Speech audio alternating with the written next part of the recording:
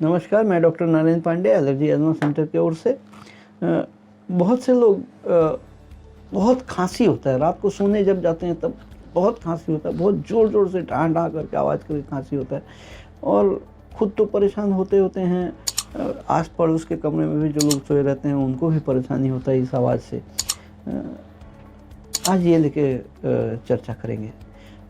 अगर आप सब्सक्राइब नहीं किए हो तो सब्सक्राइब बेल बटन दबा के ऑल अगर दबाएंगे तो सबसे पहले वीडियो आपको मिलेगा। वीडियो अगर पसंद आए तो एक लाइक बनता है और अगर शेयर करेंगे तो और भी बहुत लोग जो लोग नहीं जानते हैं वो लोग भी इस एजुकेशनल वीडियो के बारे में जान पाएंगे।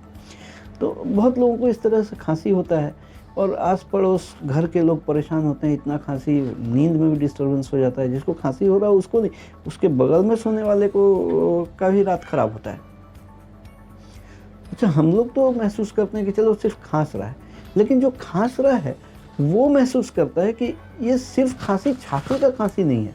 छाती खांसी होने से छाती में तो एक प्रॉब्लम होता ही है, सिर से लेके पैर तक सारे रुक जाते हैं, क्योंकि वो खांसी में एक्सर्शन होता है उसमें सारा बॉडी एक्टिवेट हो जाता है। सिर में दर्द होता है, पाँव के कफ मसल्स में सिकुड़न आता है, उसकी वजह से उसमें दर्द होता है, हाथ पाँव पेट में दर्द हो जाता है खांसते खांसते। जिनको ये प्रॉब्लम होता है वो समझ पाते हैं कि कितना तकलीफदेह है। बहुत लोगों को, बहुत से ऐसे लोग हैं या महिलाएं हैं जिनको ये खांसी होते होते कपड़े में ही पेशाब भी हो जाता है। इस खांसी की वजह से कंट्रोल नहीं कर पाते हैं और कपड़ा ख़राब हो जाता है, ऐसा भी कंडीशंस होता है। भाई ज़्यादातर ये शुरू होता है रात के वक्त। रात के वक्त इसलिए शुरू होता है कि हम लोग के एटमॉस्फेयर में बहुत सारे एलर्जेंस हैं और बेड में या ब्लैंकेट में या पुराने कपड़े जो हम लोग पहनते हैं या ऊनी कपड़ा जो रखा हुआ है, पुराना कपड़ा, ये सारे कपड़ों में हाउस डस्ट माइट बोल के एक छोटा कीटाणु होता है। वो कीटाणु कपड़ा को खाता है और पैखाना करता है। वो कीटाणु आँख से हम लोग नहीं देख पाते हैं, माइक्रोस्कोप में, दूरबीन में दिखता है और वो इतना छोटा साइज़ का रहता है तो उसका पैखाना उससे भी बहुत छोटा साइज़ का होगा। हम लोग अगर कोई कपड़ा संदूक में रख दें, एक साल 2 साल बाद अगर निकालेंगे तो वहाँ देखेंगे कुछ भी नहीं है, लेकिन कपड़े में छेद हो गया, क्योंकि इतने दिनों तक वो माइट जो है वो कपड़ा खाता रहा, पैखाना करता रहा और उसमें डस्ट गैदर किया। यही माइट हम लोग के बिस्तर में भी, मैट्रेस में, गद्दे में, तकिया में, इसके अंदर भी रहता है और ये जो डस्ट जनरेट करता है उसका खुद का साइज माइक्रोस्कोपिक है। डस्ट जो जनरेट करता है वो और भी माइक्रोस्कोपिक, और भी नहीं दिखता, और ये सांस से अंदर जाके रात को खांसी का कहानी शुरू करता है। जिनको इस तरह खांसी वासी होता है, जो भी इलाज कराते हैं ज़्यादातर से एंटी एलर्जिक टाइप का मेडिसिन देते हैं। एंटी एलर्जिक्स लेने से फॉर द टाइम बिंग राहत मिलता है, लेकिन दवाई बंद करने से फिर जहाँ खड़े थे वहीं खड़े रहते हैं। शुरुआती दिनों में एक एंटी एलर्जिक खाने से 5-7 दिन बेहतर रहता है, फिर धीरे धीरे प्रोग्रेशन होता है, बीमारी और तेज़ होता है, रफ्तार अपना पकड़ता है। तो एक एंटी एलर्जी खाने से 3 दिन ठीक रहता है, फिर एक दिन ही चलता है, फिर ग्रेजुअली आस्ते आस्ते स्टेरॉइड में शिफ्ट होता है। इसका निदान क्या है?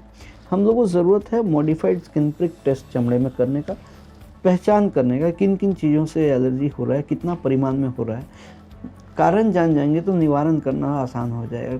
कोई जीव जंतु अगर आए, अपने आकार प्रकार और उसको पहचान कर पाए कि ये जानवर है, तो उसके प्रति उसका प्रतिकार, उसका व्यवस्था ले सकते हैं। वैसे ही एलर्जी किन चीज़ों से हो रहा है वो अगर हम लोग चिन्हित कर पाएँ, कितना परिमाण में हो रहा है वो चिन्हित कर पाएँ, तो उसके अगेंस्ट में स्पेसिफिक वैक्सीन बना के दे सकते हैं। स्पेसिफिक वैक्सीन देने से बॉडी के अंदर इम्यूनिटी डेवलप कर जाएगा, इसको इम्यूनोथेरेपी बोलते हैं।